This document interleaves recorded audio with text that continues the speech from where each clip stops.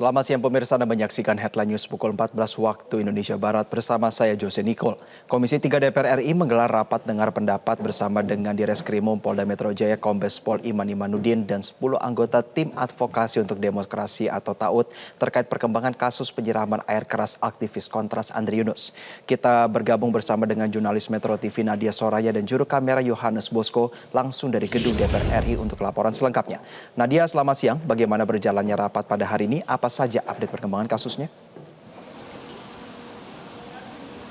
Ya, selamat siang Jose. Rapat Komisi 3 DPR RI bersama dengan Direskrimum Polda Metro Jaya Kombes Pol Iman Imanuddin dan juga 10 anggota tim advokasi untuk demokrasi atau TAUD tadi berlangsung kurang lebih selama 2,5 jam dari sekitar pukul 10 hingga sekitar pukul 12:20 waktu Indonesia Barat, di mana tadi rapat diawali dengan adanya penyampaian dari Direskrimum terlebih dahulu terkait dengan bahwa seluruh penanganan kasus dari penyiraman air keras terhadap aktivis Kontras Andri Yunus ini sudah sepenuhnya dilimpahkan kepada Puspom TNI. Dan pernyataan tersebut menimbulkan kekecewaan terhadap para anggota TAUD, di mana dikatakan bahwa hingga saat ini dari aktor intelektual maupun yang mendanai hingga pola operasi dari kasus ini belum terungkap sepenuhnya. Artinya penanganan kasus ini dinilai masih cukup panjang. Dan tadi setelah disampaikan dari Direskrimum dilanjutkan dengan adanya penyampaian dari Kepala Badan Pengurus Kontras yakni Indria Fernanda. Tadi ia menyampaikan update dari kondisi Andri Yunus terlebih dahulu bahwa LPSK diketahui memastikan begitu ke depannya untuk perawatan ataupun biaya pengobatan dari Andri Yunus ini akan di-cover seluruhnya begitu. Setelah itu dilanjutkan dengan adanya pemaparan dari koordinator Kontras yakni namanya Dimas Bagus Arya. Ia mengatakan bahwa diawali dengan mempertanyakan sebenarnya apa yang mentengarai hingga akhirnya hasil penyelidikan dari Polri begitupun juga dari TNI ini berbeda.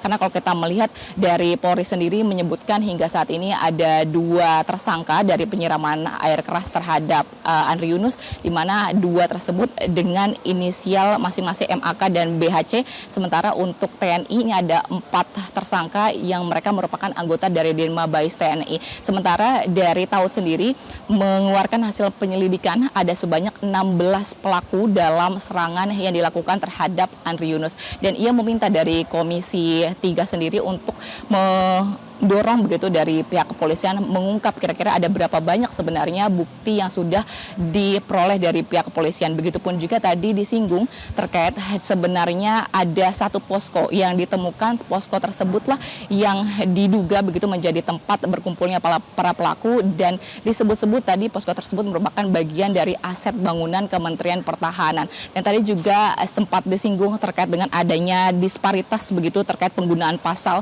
di mana pasal yang digunakan adalah pengendalian penganiayaan berat, sementara Kontras melihat dari kasus ini bisa diterapkan untuk pasal 459 tentang percobaan pembunuhan berencana. Di samping itu juga tadi disampaikan terkait dengan kondisinya Andri tersebut, ini melihat bahwa dari kasus-kasus penyiraman air keras ini seringkali begitu disasarkan terhadap organ-organ vital, di mana diantaranya seperti mata, hidung begitu. Dan ini dinilai kalau berdasarkan hasil dari penyelidikan RSCM sendiri hingga saat ini bahwa berdampak kepada kematian hingga cacat permanen terhadap Andri Yunus dan juga anggota-anggota sebelumnya. Bahkan dari penelitian Kontras sendiri juga menemukan bahwa hingga saat ini tidak hanya Andri ternyata yang masuk dalam list untuk serangan. Nanti ke depannya juga disebut-sebut ada beberapa nama lainnya yang juga akan dilakukan penyerangan serupa. Dan tadi mereka meminta dari pemerintah sendiri untuk mengendalikan dari penjualan air keras tersebut, karena dinilai untuk kasus penyiraman air keras ini bukan pertama kali, dan diminta ke depannya adanya pengendalian dari penjualan tersebut agar publik ataupun masyarakat ataupun pihak-pihak ataupun oknum itu tidak dengan mudah memperoleh air keras tersebut. Dan tadi juga disampaikan begitu ya terkait dengan hingga saat ini dari pihak kepolisian belum juga merilis dari sebenarnya siapa saja sosok-sosok tersebut dan juga wajah dari para pelaku ini. Dan diminta begitu ya tadi untuk dari Polri sendiri sebenarnya menjelaskan apa sebenarnya alasan dari pelimpahan kasus ke Pospum TNI ini. Namun tadi dari Direskrimum sendiri enggan untuk menyampaikan apa sebenarnya alasan dari pelimpahan kasus tersebut. Untuk sementara itu, Jose, yang dapat saya laporkan, kita akan terus memantau kira-kira bagaimana penanganan dari kasus ini ke depannya. Jose. Baik, terima kasih jurnalis Metro TV Nadia Soraya untuk laporan Anda dan selamat kembali bertugas. Jelajahi cara baru mendapatkan informasi. Download Metro TV Extend sekarang.